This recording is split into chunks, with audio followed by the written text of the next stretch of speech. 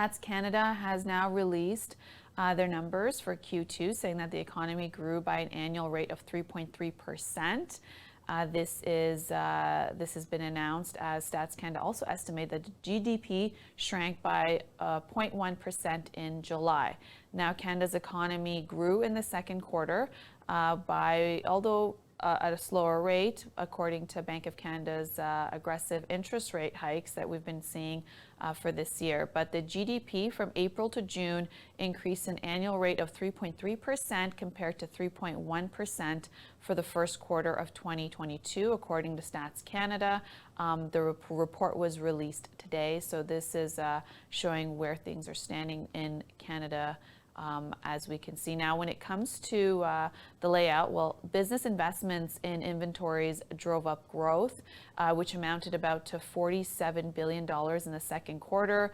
That comes down to non-farm inventory investments in machinery and building supplies, fertilizers, and the economy-wide stock-to-sales ratio rose from 0.833 in the first quarter to 0.847 in the second quarter, approaching levels that were recorded immediately before the pandemic began. So that is good news in that sense, as things are going back to the 2019 levels. Increased production of agriculture products in the second quarter in terms of wheat and canola resulted in the largest increase in farm inventory investments, and that is since 1961 when they started taking the records. Now, total crop production is forecasted to increase in 2022 due to better weather conditions compared to last year. When it comes to household spending on semi-durable goods and services, well, that also contributed to growth, driven by spending on what would be clothing and footwear, while household spending rose 5.6% in the second quarter. This is also attributed to increase in travel for the summer months, as people, after 2.5 years of lockdowns and not traveling outside of the country, well, this was a summer where people wanted to get away and prices were high, but it did not stop the increase in travel, as many people returned also to the office as well. That was part of opening up the economy. A lot of businesses wanted people back in the office. Like if you look at Toronto downtown and the high-rise buildings, well, they wanted people back in the office. Now, according to Labor Force survey, the percentage of workers that usually work from home, all their hours from home, actually fell in Q2. But hybrid work, where you're splitting your work hours between being in the office or home, that actually rose, or not home, perhaps a second location and the office. Now, when it comes to opening up the economy, that also contributed to the boost in the service sector, about a gain by 3.9% in the second quarter. That is the 8th consecutive quarterly increase. Good news on that. The major contributors were travel abroad, food and non-alcoholic beverage services, air transportation, alcoholic beverages services, games of chance, and accommodation services contributed to all those numbers. When it comes to investment in housing, well, that dropped 7.8% in Q2. And when it comes to renovation spending, that also declined. We saw the increase in renovations for homes back in 2020, 2021. People were at home. They started, they spend more time at home, working from home, doing, at home schooling for their kids, and then pretty much then looked at their home and said, you know what, we need renovations and make it a nicer place to be at. And whether they, renovated their backyards, their homes, or they moved to a larger home to be able to accommodate everybody working and studying from home. But we're seeing that in Q2 of 2022, where that has now declined when it comes to investments in housing, dropped by 7.8%. Now, rising mortgage rates and a slowdown in the resale market led to 24.7% decrease in what is transfer costs, with Ontario and BC recording the largest drops. Are you surprised? It's always Ontario and BC where the massive changes are when it comes to the housing market. Now, household mortgage debt rose at a slower pace in Q2 as well. Imports grew faster than exports. That is the critical difference there. When it comes to a substantial rise in import volumes, that was an increase of 7.9% in Q2, which was led by travel services and what would be passenger cars, trucks, and what we're seeing in electric and hybrid model vehicles, which has reflected the increase also in gas prices.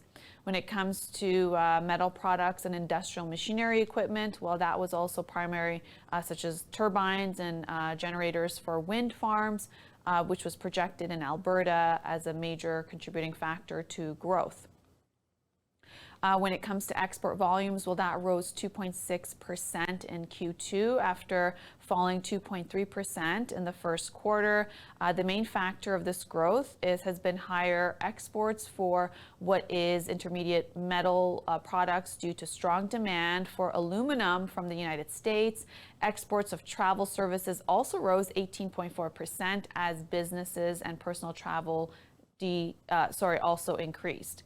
Now, when it comes to rising prices for nominal gross domestic products, well, this is important to take note of, driven primarily by the high energy prices that we've been seeing.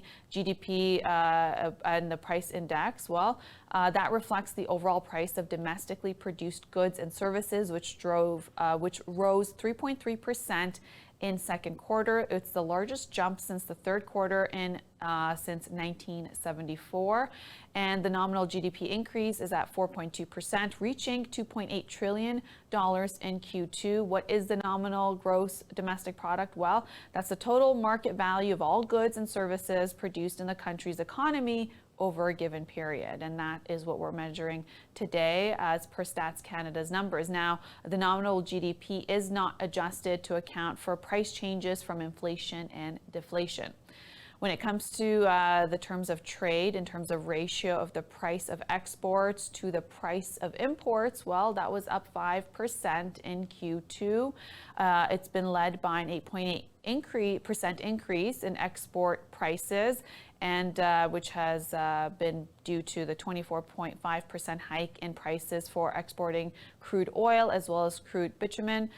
Increased terms when it comes to trade, well, that's been a major contributing factor as well, a 2.4% increase in real gross national income.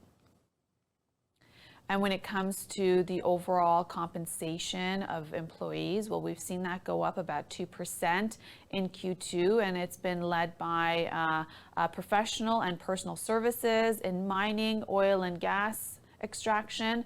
Ontario and Alberta contributed to the most when it comes to national wage increases. The Atlantic province wage growth rates were also almost double the national rate. Substantial growth in the mining, oil and gas industry helped push up wages in Newfoundland and Labrador by up to 4.1%. Growth in professional and personal service industries was also a principal factor when it comes to pushing wages up in the provinces of Nova Scotia, New Brunswick, and Prince Edward Island. When it comes to corporations benefit from strong energy prices, well, we're talking about 9 non-financial corporations. This is one of the massive contributing factors when it comes to the oil industry. Well, as oil prices increased, as we saw that in Q2, well, the output of business involved in oil and gas sector, it increased the gross operating surplus of non-financial corporations by 9.8% in Q2. This was as a result of earning growth as well as dividends paid by non-financial corporations. That was up 9.1% in the second quarter. When it comes to financial corporations, well, they experienced a slowdown. The gross operating surplus of financial corporations declined by 1.6% in Q2. This had to actually do you recall in May, the storm that swept up southern Ontario and Quebec? Well, that was Canada's 6th most expensive insured event. Yes, the increase in claims as well as due to the weather event, well, it was at the highest time in this year. And this was due to the high winds that diminished the operations when it comes to properties and casualty insurance. Well, that was one of the massive cases when the volumes went up for insurance companies in terms of what they had to pay out. When it comes to dividends paid by financial corporations, it did rise up to 3.3% in Q2. Household income. There was a rise. When it comes to household income, there was an increase in the second quarter, and this was due to higher compensation of employees. We're looking at an increase of $6.6 billion. When it comes to property income received, that's an increase of $3.3 billion. And that would also include interest and dividend receipts, as well as net mixed income, whether it was entrepreneurial income or unincorporated business. Well, that was an increase of $2.3 billion.